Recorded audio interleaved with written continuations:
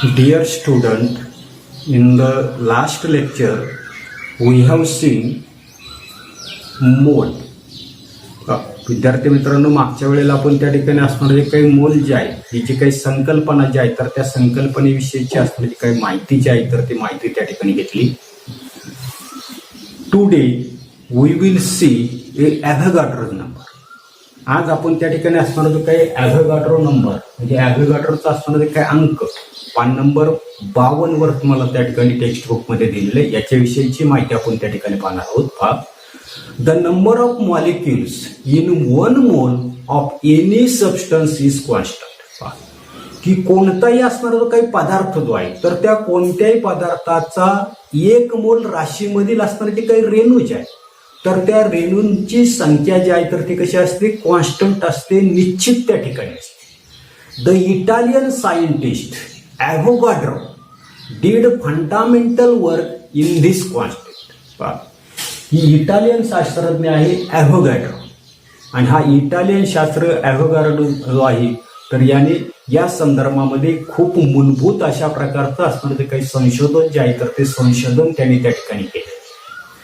Therefore, this number is called Avogadro's number and it is denoted by the symbol Na. पुढे काय सांगितलंय की म्हणून ही जी काही संख्या जी आहे तर त्या संख्येला काय म्हटलेलं आपण त्या ठिकाणी ॲव्होगाड्रोज नंबर, आणि तो कशाने दाखवला जातो तर या ठिकाणी ॲव्होगाड्रो नंबर जो आहे तर त्याच्यामध्ये एन जो आहे तर तो एन त्या ठिकाणी कॅपिटल दाखवायचा आहे आणि ए जो आहे तर तो असा लहान त्या ठिकाणी काढायचा. म्हणजे एन ए हा जो काही अंक जो आहे तर त्या अंकाने काय केला तर किंवा ही संज्ञा जी आहे तर त्या संज्ञेने ॲव्होगाड्रो नंबर जो आहे तर तो ॲव्होगाड्रो नंबर त्या ठिकाणी दाखवला जातो. Later scientists demonstrated experimentally that the value of Avogadro number is 6.022 into 10⁻²0. त्याच्यानंतर असणारे जे काही वैज्ञानिक जे आहे तर त्या वैज्ञानिकांनी प्रयोग त्या ठिकाणी केले आणि प्रयोग करून हा जो काही ॲव्होगाड्रो जे आहे तर त्या ॲव्होगाड्रोचा असणारा जो काही अंक जे आहे तर त्या अंकाची असणारी काही किंमत जी आहे तर ती 6.022 into 10⁻23 इतकी त्या ठिकाणी असते असं प्रयोग करून त्यांनी त्या ठिकाणी सिद्ध त्या ठिकाणी केले. पुढे, a mole of any substance stands for 6.022 into 10⁻23 molecules. काय सांगितलेले म्हणजे कोणत्याही पदार्थाचा 1 मोल ही 1 मोल म्हणजेच किती तर त्या ठिकाणी 6.022 into 10⁻23. काय सांगता येईल आपल्याला म्हणजे 1 मोल म्हणजेच किती म्हणता येईल आपल्याला 6.022 into 10⁻23 मॉलिक्युल्स किंवा रेणू त्या ठिकाणी म्हणता येईल. म्हणजे जसं आपण त्या ठिकाणी म्हणतोय काय म्हणतोय की just as the dozen has 12 atom. आपल्याला माहिती 1 डझन म्हणजे किती, 1 डझन कीड किंवा 1 डझन वह्या, बरोबर. किडीचं उदाहरण जर पाहिलं आपण 1 डझन किडे म्हणजे त्याच्यामध्ये किती किडे असणारे 12 त्या ठिकाणी असणारे, बरोबर. मग अशाच पद्धतीने सेंचुरी म्हणजे किती 100. शतक जे आहे तर ते शतक म्हणजे किती तर 100, बरोबर. एक ग्रॉस हॅज, आता वह्यांची असणारी जे काही संख्या जी आहे तर त्याच्या बाबतीमध्ये म्हटलेले पहा की 1 ग्रॉस किंवा ग्रॉस, काय म्हणतो मी ग्रॉस, तर 1 ग्रॉस म्हणजेच किती त्याच्यामध्ये 144 म्हणजे त्याच्यामध्ये आपल्याला त्या ठिकाणी म्हणता येईल पहा की 1 ग्रॉस म्हणजे 144. त्या ठिकाणी पहा पान नंबर 52 वर त्या ठिकाणी तुम्हाला आकृत्या त्या ठिकाणी दिली की 1 मोल म्हणजे नेमकं काय हे समजण्यासाठी आपल्याला 1 डझन बनाना म्हणजे त्याच्यामध्ये 12 केळी त्या ठिकाणी असणार आहे, बरोबर. 1 ग्रॉस वह्या जर म्हटलं तर त्या वह्यांची संख्या किती असणार आहे 144 त्या ठिकाणी असणार आहे. मग अशाच पद्धतीने 1 मोल मीन्स किती 6.022 into 10⁻23 असं आपल्याला त्या ठिकाणी सांगता येईल. येतंय. आता पुढे, आता 1 मोल म्हणजेच किती म्हटलं आपण 6.022 into 10⁻23.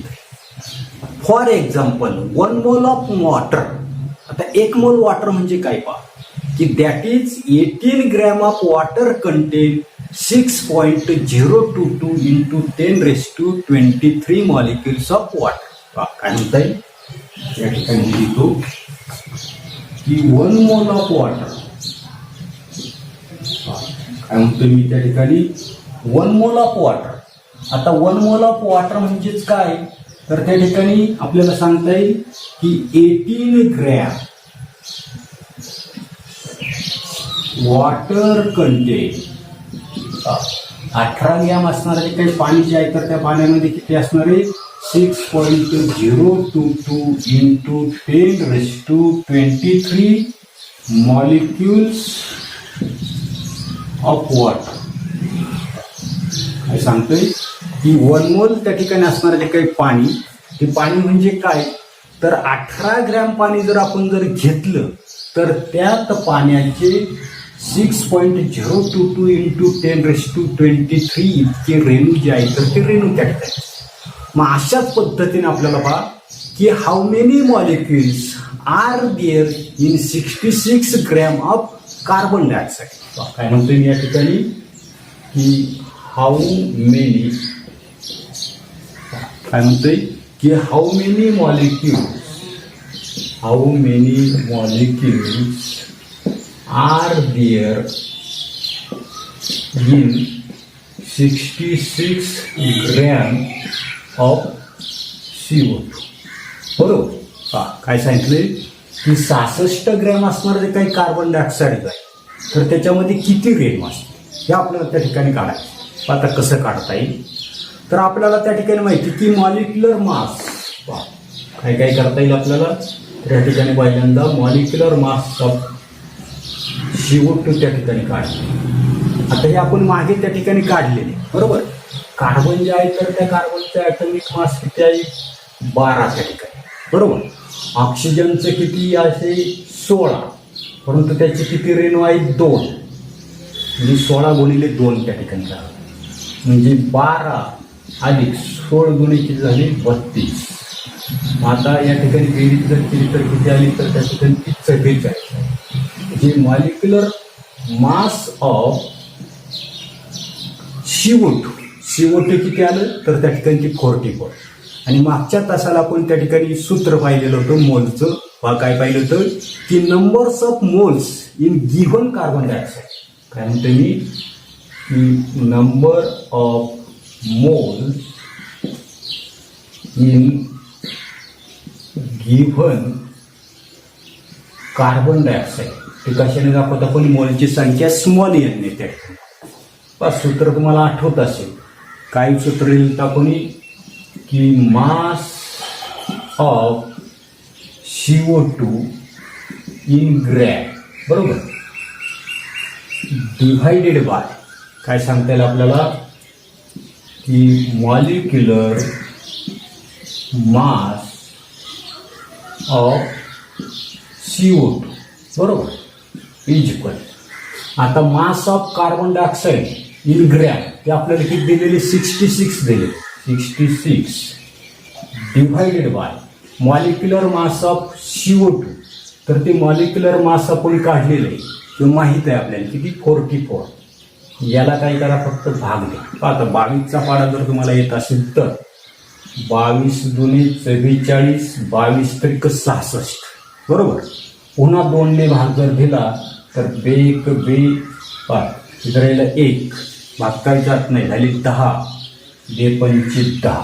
आणि म्हणून number of moles in given CO2 ते किती असणार आहे 1.5 येत आहे. म्हणजे या ठिकाणी N बरोबर किती आलं 1.5 मोल त्या ठिकाणी.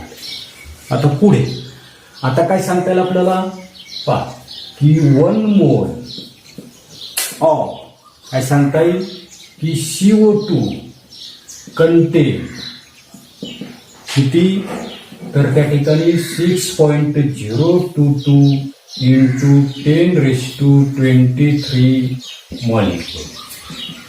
काय सांगते की 1 मोल कार्बन डायऑक्साईड जो आहे तर त्याच्यामध्ये किती त्या ठिकाणी असतील तर त्या ठिकाणी 6.022 into 10⁻23 मॉलिक्युल्स त्या ठिकाणी. मग आपल्याकडे किती आले 1.5 मोल आणि therefore 1.5 mole of CO2 content किती असतील तर आपल्या लक्षात येत नसते की याचा तिरकस गुणाकार करावा लागेल म्हणजेच काय येणार आहे की 1.5 इंटू 6.022 इंटू 10⁻23 डिवाइडेड बाय 1 बरोबर. आता एकने गुणलं काही नाही भागलं काही फरक नाही फक्त आपण हा जो काही गुणाकार जो आहे तो गुणाकार हा जर गुणाकार म्हणजे 1.5 ला 6.022 ने त्या ठिकाणी काय करायचं मल्टिप्लाय करायचं म्हणजे 1.5 इंटू तेच मी लिहितोय या दोघांचा असणारा जो काही गुणाकार जो आहे तर तो गुणाकार जर तुम्ही त्या ठिकाणी जर केला तर हा असणारा जो काही गुणाकार जो आहे तर तो गुणाकार आपल्याला 9.033 तुम्ही प्रत्यक्ष त्या ठिकाणी करून पाहिजे एवढा गुणाकार येतोय का 10⁻23 मॉलिक्युल्स त्या ठिकाणी येतात. म्हणजे या ठिकाणी 1.5 मोल असणारं जे काही CO2 जे आहे तर त्या CO2 मध्ये काय असायला पाहिजे 9.033 इंटू 10⁻23 मॉलिक्युल्स जे आहेत तर ते त्याच्यामध्ये असायला येते. याच्यानंतर पुढे पहा आपल्याला त्या ठिकाणी काय दिले त्याचा आपल्याला त्या ठिकाणी विचार जो आहे तर तो विचार त्या ठिकाणी करायचा आहे. आता पान number 52 were use your brain power त्याच्यामधला पहिला प्रश्न आहे की how many molecules of water are there in 36 gram of water की 36 ग्रॅम असणारे जे काही पाणी जे आहे तर त्या पाण्यामध्ये पाण्याची किती रेणू त्या ठिकाणी असतील हे आपल्याला त्या ठिकाणी काढायला त्या ठिकाणी सांगितले आहे. बघ तर आपल्याला माहिती the molecular formula of water काय सांगितलं आपल्याला मॉलिक्युलर फॉर्म्युला ऑफ वॉटर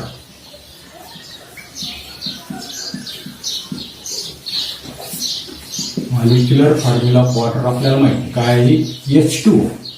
त्याच्यानंतर आपण त्या ठिकाणी मॉलिक्युलर मास काय सांगता येईल आपल्याला तर मॉलिक्युलर मास ऑफ H2O ते आपण मागे काढलेले आहे किती येता नसते तर त्या ठिकाणी ती 18 येता नसते बरोबर. त्याच्यानंतर आपल्याला काय काढायचं आता नंबर ऑफ मोल्स बरोबर. नंबर ऑफ मोल्स म्हणजे यांची संख्या त्या ठिकाणी काय कशी काढतो तर आपल्याला सूत्र माहिती काय सूत्र आहे weight of water divided by molecular mass of water या सूत्रानं आपण त्या ठिकाणी ते काढ बरोबर. पुढे आता वेट ऑफ वॉटर किती दिले 36 आणि मॉलिक्युलर मास किती आहे 18 बरोबर. त्या ठिकाणी 18 एका 18 18 दोन्ही 36 म्हणजे नंबर ऑफ मोल्स किती आले 2 त्या ठिकाणी आले बरोबर. पुढे याच्यानंतर काय करतो आपण the number of moles of water किती आले तर त्या ठिकाणी 2 आले. याच्यावरून आपल्याला 1 मोल ऑफ वॉटर कंटेन किती 1 mole of water content 6.022 into 10⁻23 molecules बरोबर. मग आता याच्यावर पहा या ठिकाणी 1 मोल ऑफ वॉटर म्हणजे किती तर 6.022 इंटू 10⁻23 मॉलिक्युल्स आपल्याकडे किती आले मोल तर त्या ठिकाणी 2 मोल ऑफ वॉटर आणि म्हणून त्या ठिकाणी आपल्याला therefore 2 moles of water contain एका मोल मध्ये एवढे तर 2 मोल मध्ये किती म्हणजे यांचा काय करावं लागेल तिरकस गुणाकार करावा लागेल म्हणजे 2 गुणिले 6.022 इंटू 10⁻23 मॉलिक्युल्स बरोबर. या दोघांचा गुणाकार आपण त्या ठिकाणी करून पाहिजे करतो मी 6.022 इंटू 2 बेदुणे 4 B00 बेसक 12 म्हणजे किती आलं 12 पॉईंट किती आले तर त्या ठिकाणी 044 असं त्या ठिकाणी येतात. या ठिकाणी मी लिहितो पहा किती आलं 12.044 इंटू 10⁻20 मॉलिक्युल्स. किंवा हेच मी एक दशांश चिन्ह याच्यामधलं काढून घेतो. एक दशांश चिन्ह पहा मी असं लिहितो 1.2044 एक दशांश चिन्ह इकडे नेलंय आणि म्हणून मी इथे काय म्हणतो 10⁻24 मॉलिक्युल. बरोबर म्हणजेच काय आलंय तर त्या ठिकाणी आपल्याला सांगता येईल की 36 ग्रॅम ऑफ वॉटर कंटेन किती तर 1.2044 इंटू 10⁻24 मॉलिक्युल्स ऑफ वॉटर येते. अशा पद्धतीने हे आपल्याला तरी उत्तर जे आहे तर ते उत्तर त्या ठिकाणी सांगते येते. याच्यानंतर पुढे आता त्याच्यामधला दुसरा प्रश्न आहे की how many molecules of H2SO4 are there in a 49 gram sample. म्हणजे 49 ग्रॅम H2SO4 जे आहे तर त्याच्यामध्ये H2SO4 चे किती रेणू त्या ठिकाणी असतात. तर याच्यामध्ये आपल्याला मॉलिक्युलर मास आता इथे मी त्या ठिकाणी मॉलिक्युलर मास ऑफ H2SO4 आपल्याला त्या ठिकाणी पहिल्यांदा काढावं लागेल. बरोबर मग आता कसं काढता येईल पहा हायड्रोजनची किती आहेत 2 रेणू त्या ठिकाणी बरोबर.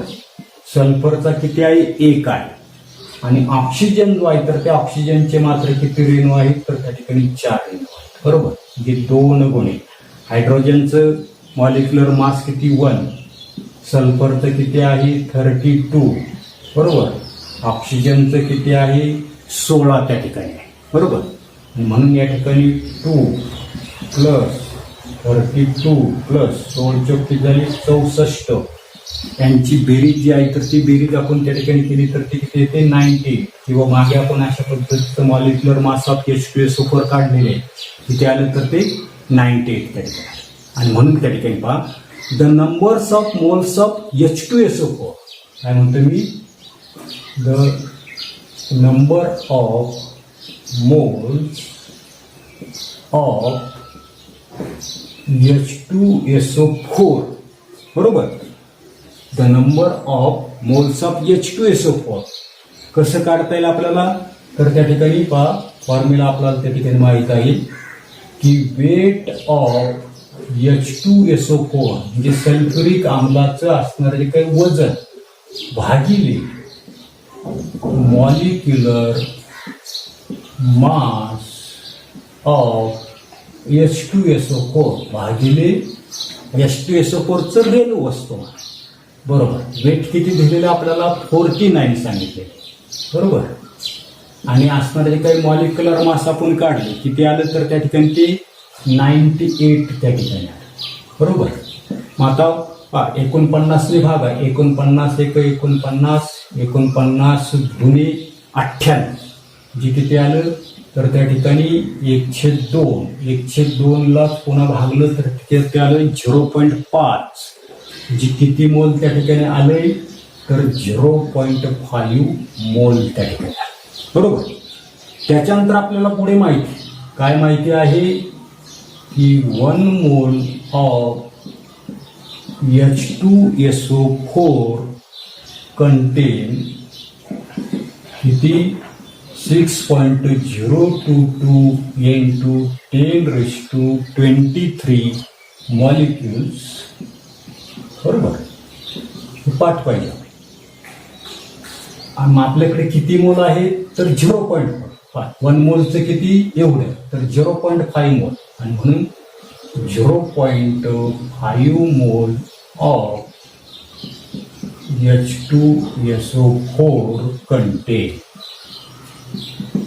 ते आपल्याला म्हणजे काय करावं लागेल या दोघांचा तिरकस गुणाकार करावा लागेल एकरी त्याला भागायचं म्हणजे किती पहिल्यांदा मी या ठिकाणी 0.5 म्हणतो की 0.5 इंटू 6.022 इंटू 10⁻23 भागिले 1. आता भागिले 1 केला काही नाही केला काही फरक येते.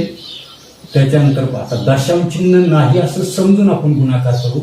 पहा की 5 दुणे 10 हातचा आला 1, पुन्हा 5 दुणे 10 बरोबर, हातचा आला 1 तो दसाच्या तासाने, आणि 5 सक किती आले 30 आहे बरोबर.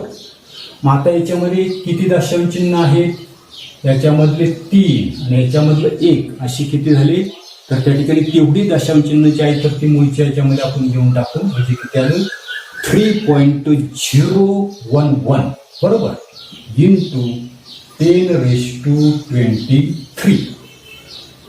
आणि म्हणून त्या ठिकाणी आपल्याला सांगता येईल पहा की 49 ग्रॅम ऑफ H2SO4 कंटेन किती, तर 3.0100 इंटू 10⁻23 मॉलिक्युल्स.